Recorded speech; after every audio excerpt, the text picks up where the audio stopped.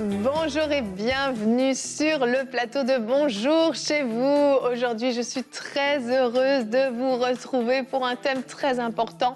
Connais-tu vraiment le Saint-Esprit? As-tu déjà expérimenté une relation avec lui, une visitation de sa présence? On en parle aujourd'hui avec Frank et notre invité de la semaine, un compatriote suisse, l'évangéliste Jean-Luc Praxel. Bonjour Jean-Luc. Bonjour Evelyne, merci beaucoup pour l'invitation. Merci à toi d'être avec nous. On est en majorité suisse sur ce plateau, ça fait du bien. Alors, ça fait plaisir. C'est rare que j'étais en majorité, Evelyne. C'est très rare. J'aurais peut-être des petits relents d'accent suisse qui vont monter. Ouais. Moi, de Québécois, peut-être. Mais toi, c'est toujours là. En permanence. Ça fait partie de moi. Et c'est comme ça qu'on t'aime, Frank. Jean-Luc, je vais te présenter, même si je pense que vous êtes nombreux à connaître Jean-Luc, c'est pas la première fois que tu viens, mais ça fait un petit moment qu'on n'a pas pu t'accueillir avec toute la pandémie et tout ce qui s'est passé. Mais donc, tu es un évangéliste vraiment qui parcourt littéralement toute la terre. Je pense que tu es allé, je ne sais pas dans combien de pays. Tu as déjà compté le nombre de pays où tu es allé? 96, 96 pour les Québécois. Wow. 96 pays différents. Donc, quand je dis parcourir toute la Terre, je pense que je pèse mes mots. Il m'en reste quelques-uns. C'est pas mal quand même, c'est pas mal. Et tu es également le fondateur et président de l'AIMG, l'Association internationale de miracles et de guérison. Et tu as aussi fondé, c'est ça, Europe Shall Be Saved. Est-ce que je l'ai bien dit, Frank? C'est très bien dit. C'est très bien dit. Bel accent. Qui est donc vraiment une structure qui se déplace donc partout en Europe pour vraiment amener la puissance de l'Évangile. Donc tu tiens beaucoup de réunions, de conférences. Dieu se sert beaucoup de toi et c'est vraiment un honneur de t'avoir avec nous. Eh oui. Merci infiniment. Ouais. Et aujourd'hui, on va parler du Saint-Esprit. Eh oui, une belle émission. C'est un thème que tu aimes beaucoup, Jean-Luc, le C'est mon thème Saint-Esprit. préféré. C'est ça. C'est mon ami préféré. Excellent. Excellente réponse. Et aujourd'hui, tu vas faire une rubrique réponse d'expert. Jean-Luc, tu nous parleras de qui est le Saint-Esprit, justement. C'est bien ça? C'est ça, le Saint-Esprit est une personne et il désire devenir ton ami. Amen, amen. C'est génial. J'ai hâte d'entendre ta réponse tout à l'heure. Et pour l'instant, donc, on va vous commencer cette émission avec notre pensée du jour.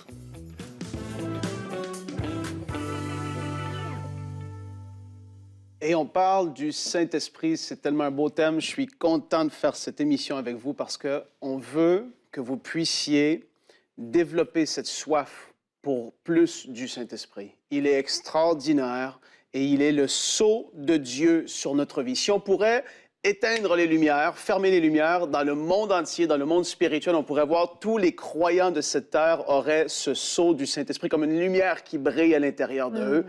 Et non seulement ça, mais Jésus avait dit que c'était avantageux pour lui qu'il parte parce que le Saint-Esprit allait venir par la suite. On va lire ensemble dans Jean, chapitre 14, les versets 15 à 18. La parole dit « Si vous m'aimez, gardez mes commandements. » Et là, c'est Jésus qui parle, évidemment. « Et moi, je prierai le Père, et il vous donnera un autre consolateur, afin qu'il demeure éternellement avec vous. » C'est extraordinaire, éternellement avec vous. L'Esprit de vérité que le monde ne peut recevoir parce qu'il ne le voit point et ne le connaît point, mais vous, vous le connaissez, car il demeure avec vous et il sera en vous. Je ne vous laisserai pas orphelin, je viendrai à vous. Le Saint-Esprit est là dans la vie du croyant, dans la vie de l'enfant de Dieu, tous ceux qui sont tournés vers Jésus pour faire de lui leur Seigneur et Sauveur. Le Saint-Esprit, en une fraction de seconde, est venu habiter à l'intérieur de nous et il nous conduit dans toute la vérité. Je vais juste parler de quelques différents points rapidement que le Saint-Esprit veut pouvoir faire au travers de nous parce que je le sais qu'il y a plusieurs parmi vous, vous regardez cette émission, vous allez entendre des choses qu'on va dire un petit peu plus tard et vous allez dire, possiblement en tout cas, mais j'ai jamais vécu ces choses. Vous parlez de ces affaires-là, mais j'ai jamais pensé que c'était possible. En fait, moi, je crois en Dieu. Je crois qu'il est là, mais je ne comprenais pas et j'ignorais cet aspect-là du Saint-Esprit qui rend la vie chrétienne une vie qui est vivante, qui est vraie, qui...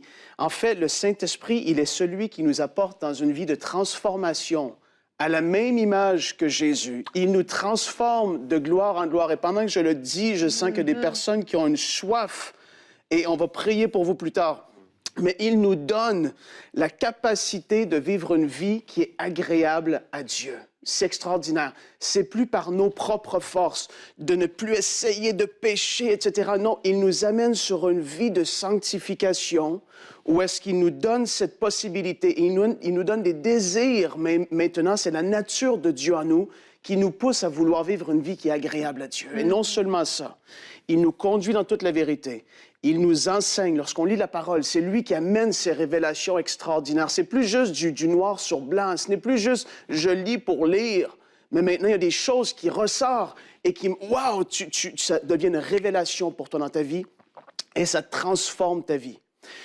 On est appelé à pouvoir vivre les dons du Saint-Esprit. Dans 1 Corinthiens, chapitre 12, les 9 dons du Saint-Esprit sont une grâce extraordinaire. Ce sont les, je vais le dire comme ça, c'est dur à décrire, mais c'est comme les outils que Dieu nous a laissés pour vivre une vie surnaturelle. Les dons des guérisons, d'opérer des miracles, de voir dans le monde spirituel le discernement des esprits, paroles de connaissance. Tout ça, c'est accessible et c'est là à tous les enfants de Dieu à cause que le Saint-Esprit est vivant et qu'il habite en nous. Et non seulement ça, mais il est venu aussi sur nous lorsqu'on a été baptisés dans le Saint-Esprit. On va en parler dans l'émission. Mais là, je vais m'arrêter là, Evelyne.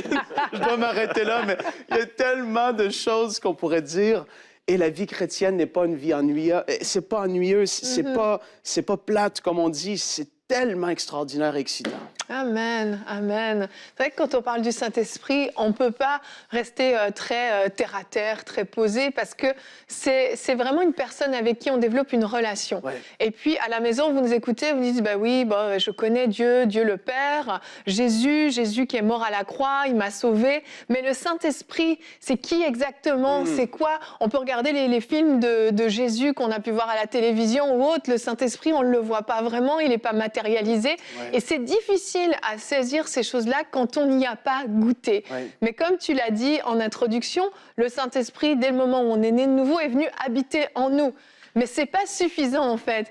Dieu avait prévu encore quelque chose de plus, un niveau supérieur de relation qu'on pouvait avoir avec lui au travers du Saint-Esprit, une dimension nouvelle à laquelle, en fait, il veut que tous ses enfants puissent aspirer, mais puissent le vivre surtout. Donc, tu as parlé de différentes choses dans la pensée, et puis Jean-Luc, tout à l'heure, tu vas nous présenter ce Saint-Esprit.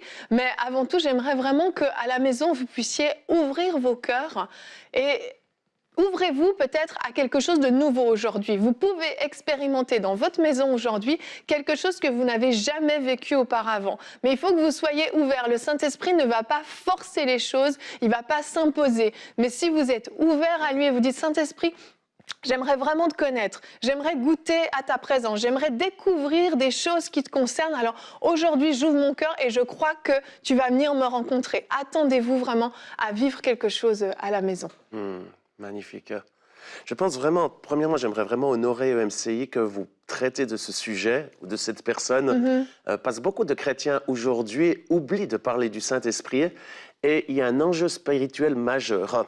Il y a comme, j'ai vu ça à travers le monde, il y a comme un sentiment, quand on parle du Saint-Esprit, on fait une sorte d'adultère face à Jésus ou Dieu le Père qu'on connaît très bien. C'est vrai. Et c'est un enjeu spirituel majeur parce que le Saint-Esprit, c'est lui qui nous pointe toujours vers Jésus. Oui. Amen. Si vous voulez connaître Jésus, il n'y a qu'une seule possibilité, c'est par le Saint-Esprit. Yes. Vous voulez le découvrir, vous voulez aimer Jésus, vous voulez prier le Père au nom de Jésus, c'est que par le Saint-Esprit. Et j'encourage vraiment, vous qui nous regardez, c'est à résister à cet esprit, je vais l'appeler comme ceci, cet esprit religieux qui nous a mis dans une sorte de boîte en nous éloignant de ce précieux Saint-Esprit.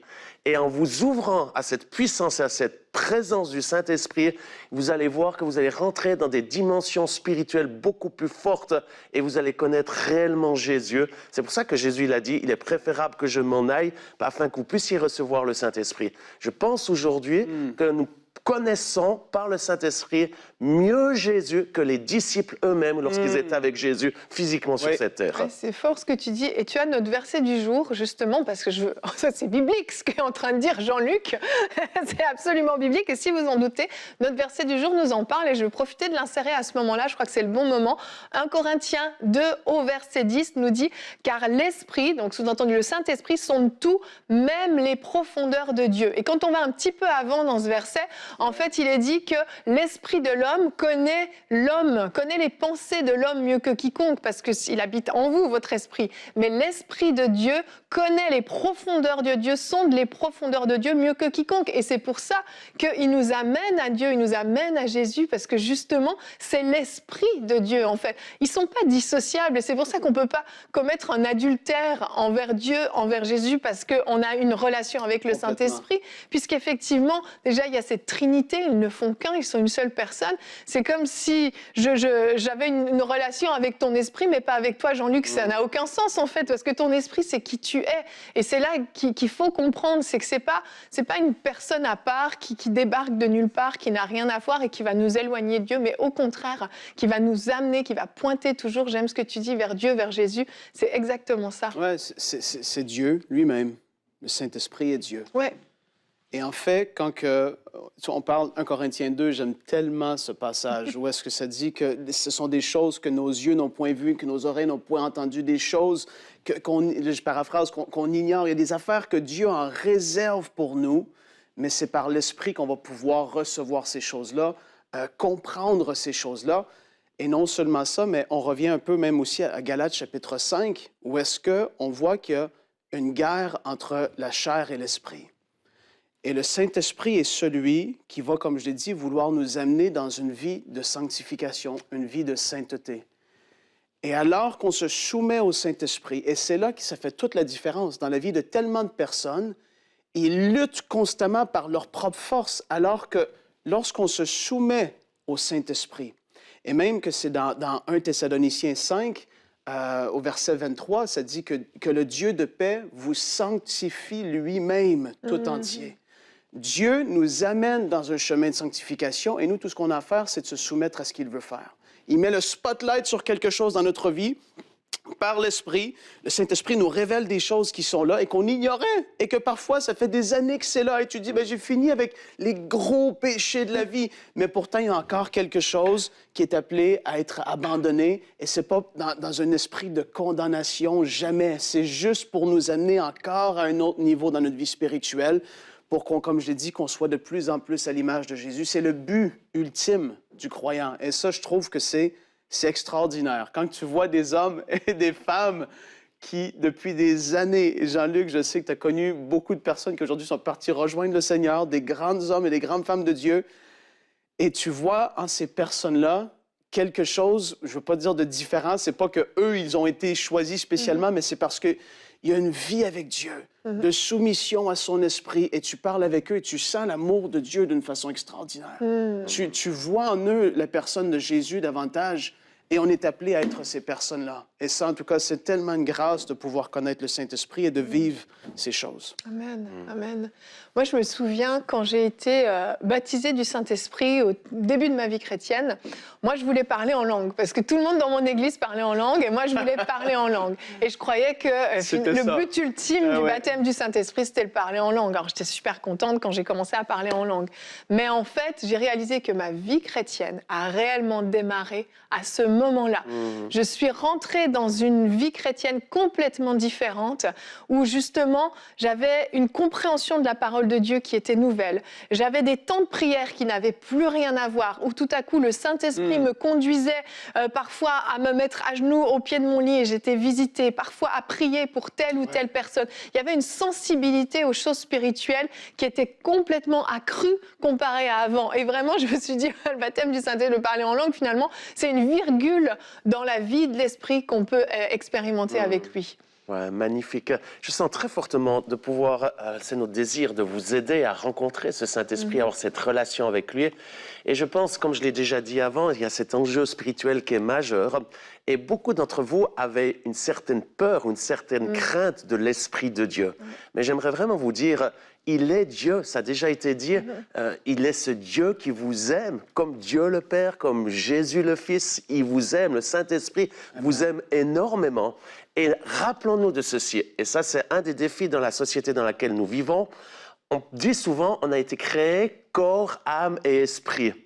Et ça c'est un piège de l'ennemi, parce que la Bible dit, nous avons été créés esprit, âme et corps. Et il y a un ordre que Dieu nous a donné. Premièrement, on est esprit. Et les choses du monde spirituel, c'est quelque chose que Dieu a mis en nous, cette capacité d'être en relation avec le monde spirituel. Et l'Esprit de Dieu, le Saint-Esprit est un esprit. Et j'aimerais vous encourager à laisser de côté ce côté charnel qui d'ailleurs la Bible dit, il faut crucifier sa chair et plutôt redonner vie à notre esprit pour être en communication ou être en relation avec le Saint-Esprit. Et n'ayez pas peur, parce que c'est un esprit de vie, un esprit de joie, d'amour. C'est un esprit qui donne l'énergie, comme tu l'as dit, qui nous donne la force de résister au péché. N'ayez pas peur du Saint-Esprit. Il est réel et vous êtes esprit, donc vous avez possibilité d'être en communication avec lui. C'est tellement vrai, c'est tellement important. Mais c'est vrai qu'il y a une crainte. Il y a vraiment une crainte parce que l'inconnu fait peur généralement.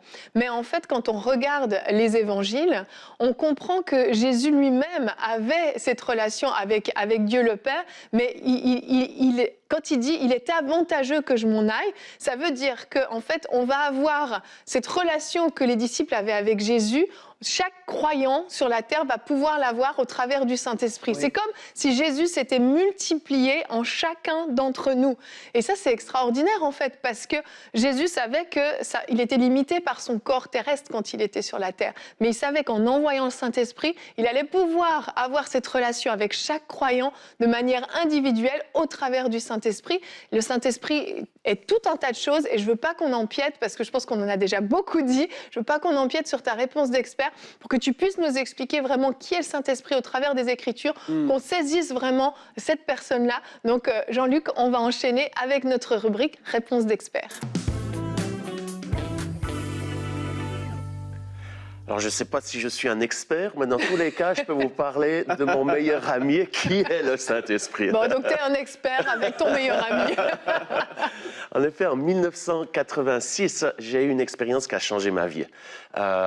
J'ai donné ma vie à Jésus lorsque j'avais 5 ans. À l'âge de 6 ans, j'ai eu un baptême du Saint-Esprit qui a été vraiment un vrai baptême. Wow. J'étais dans mon pyjama, dans ma chambre à coucher, et vraiment le ciel s'est ouvert, la puissance de Dieu est venue sur moi et ça m'a transformé. C'est là, entre autres, que j'ai entendu la voix de Dieu qui m'appelait à le servir et audiblement la parole de Dieu qui disait « l'Europe sera sauvée ». C'est pour ça que j'ai la foi de voir mon continent être sauvé par la puissance de Dieu. Mais c'est seulement à l'âge de 16 ans que j'ai découvert que le Saint-Esprit n'était pas une espèce de nuage ou une vapeur éloignée, mais il était une personne. Et ça, c'est ce qui m'a vraiment changé. Alors, je sais, et on en a parlé avant, il y a un conflit spirituel, il y a un enjeu majeur spirituel, et beaucoup d'entre nous sont là, mais ils disent, oui, mais est-ce que vraiment le Saint-Esprit, est-ce que il est vraiment une personne? Est-ce que c'est pas plutôt une force?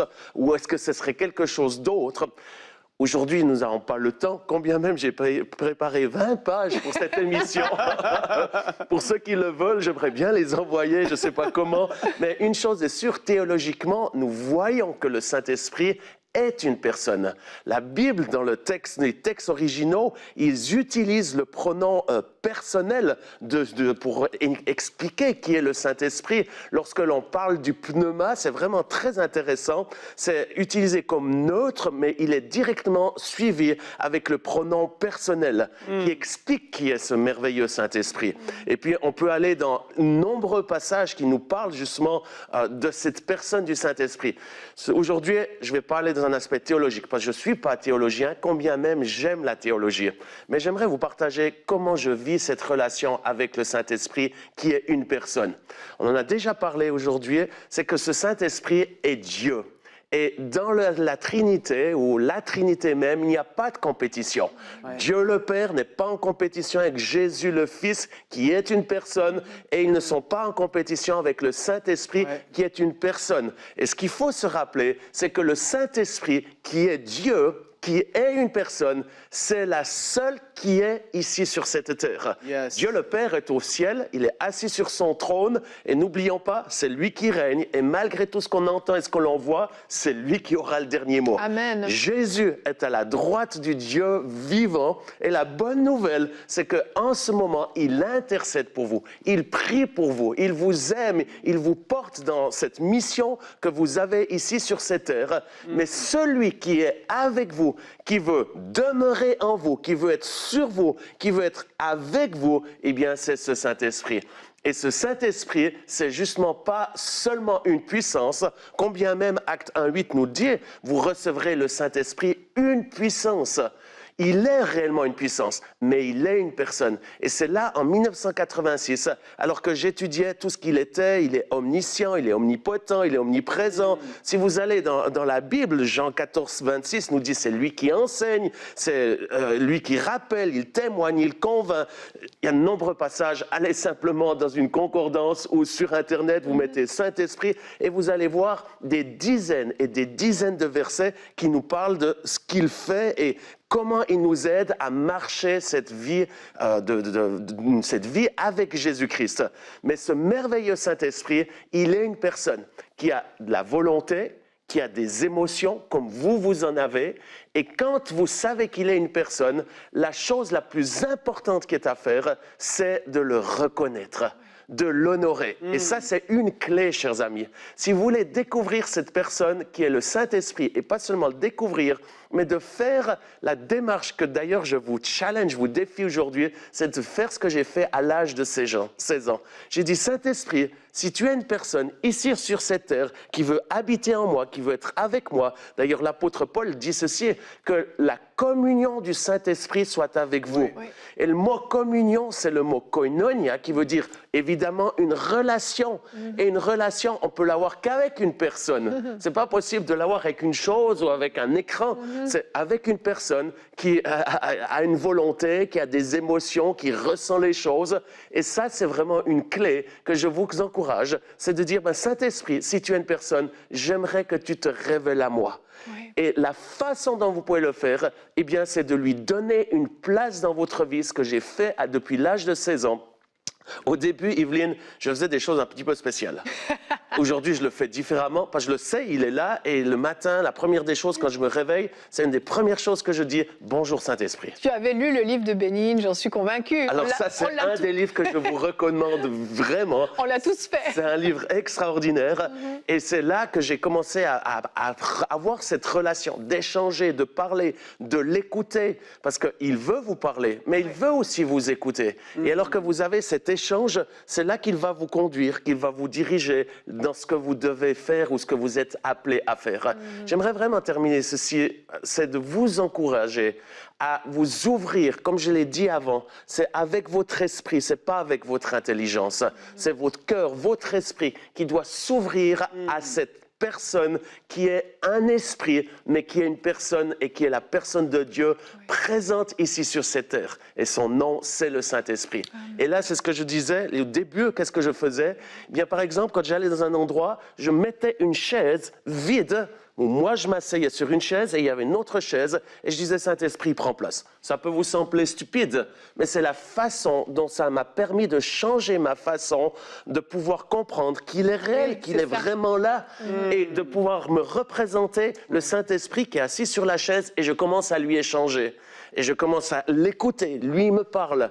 Et puis après les années, je ne le fais plus vraiment sous cette forme-là parce que je sais qu'il est là et surtout je le vois. Et comment vous pouvez le voir? En esprit. Comment est-ce que vous pouvez le sentir? Le Saint-Esprit a une odeur. Simplement avec l'Esprit. C'est par l'Esprit qu'on peut discerner le Saint-Esprit. Et comment est-ce qu'on peut l'entendre? Eh bien, on va en parler un peu plus tard ou durant cette semaine. Comment entendre et comment saisir la voix du Saint-Esprit. Mais la plus belle des choses, c'est de lui demander de devenir votre ami. Et je ne sais pas si c'est faisable, mais j'aimerais beaucoup prier pour les personnes, pour qu'elles puissent faire cette démarche simple. C'est pas compliqué. Et c'est une volonté, c'est une décision, mais de dire, Saint-Esprit, j'aimerais que tu deviennes mon meilleur ami. Et en faisant cette simple prière, eh bien, il y a quelque chose qui va se passer où vous allez lui donner la priorité. Et la pire chose que l'on peut faire au Saint-Esprit, c'est l'ignorance. Je suis marié à Josiane, je vis avec Josiane, j'ai 4 enfants, alors il y a déjà 2 qui sont partis de la maison et qui fait que je suis devenu grand-papa durant cette pandémie. Wow. Mais la réalité, c'est que quand je suis à la maison, si le matin, je ne dis pas bonjour à mon épouse, elle va dire, elle est de mauvaise humeur. Ce qui ne m'arrive pas, en principe. Mais si au bout de 2 jours, 3 jours, je ne lui parle pas, au fait, je l'ignore, avant vendredi, elle va me mettre dehors de la maison.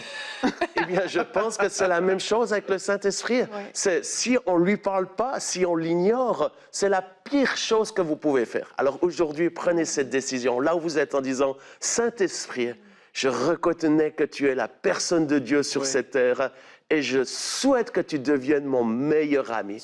Et alors que vous faites ceci, il y a sa présence qui est en train de venir parce qu'il est un gentleman, il a un esprit de douceur et il vient, il n'est jamais à agresser, il est l'Esprit de Dieu qui vient là avec cette merveilleuse onction. Et alors que vous êtes là, à la maison, dans votre salon, peu importe où vous êtes, c'est cette présence de Dieu. Ce Saint-Esprit qui est une personne, il vient et vous allez commencer à le toucher, à le sentir. Comme si vous touchez une autre personne, vous allez le sentir en esprit et il va vous faire du bien, il va vous donner du réconfort, il va vous donner de la force, de l'énergie. Et si vous laissez la place pour vous parler, il va vous dire ce que vous devez faire et peut-être les choses que vous ne devez pas faire. Que Dieu vous bénisse. Amen. Merci beaucoup, Jean-Luc. J'aime tellement quand tu parles du Saint-Esprit, ça donne soif. Vraiment, vraiment. Et il reste très peu de temps, mais j'aimerais vraiment prendre le temps de rebondir sur le fait que tu as été baptisé du Saint-Esprit quand tu étais enfant. Et vous êtes parents, vous nous écoutez. Et je crois vraiment que vos enfants ont cette soif du Saint-Esprit aussi. Et ne pensez pas que c'est réservé juste aux adultes, aux adolescents ou je ne sais quoi. Vraiment, les enfants peuvent expérimenter des choses très fortes avec le Saint-Esprit dès leur plus jeune âge. Et si votre enfant vous dit « Moi, j'aimerais être baptisé du Saint-Esprit, maman, papa », ne lui refusez pas simplement. Vous pouvez, vous, en tant que parent, prier pour votre enfant. Simplement demander au Saint-Esprit de remplir votre enfant, de venir sur votre enfant qu'il soit baptisé. Et comme Jean-Luc l'a vécu quand tu avais 6 ans. Je crois que c'est avec tes parents également que tu avais été baptisé du Saint-Esprit, c'est ça? Très simplement, vos enfants peuvent le vivre aussi à la maison. C'est vraiment accessible à tous sans exception. Merci beaucoup Jean-Luc, vraiment c'était un plaisir de faire cette émission avec toi. Et on va se retrouver demain. Demain, on va parler de vaincre l'incrédulité. Et tu parlais de l'ignorance au Saint-Esprit parfois. C'est vrai qu'on peut aussi, par incrédulité, non seulement ignorer le Saint-Esprit, le mettre de côté, mais on peut se priver de tellement de choses à cause de l'incrédulité. Donc on va en parler demain. Jean-Luc, tu feras une rubrique conseil du coach. Comment vaincre l'incrédulité? Si vous avez du mal à avoir la foi, à avoir une foi forte et solide, cette émission sera pour vous demain. Merci à vous d'avoir été avec nous et bonjour chez vous.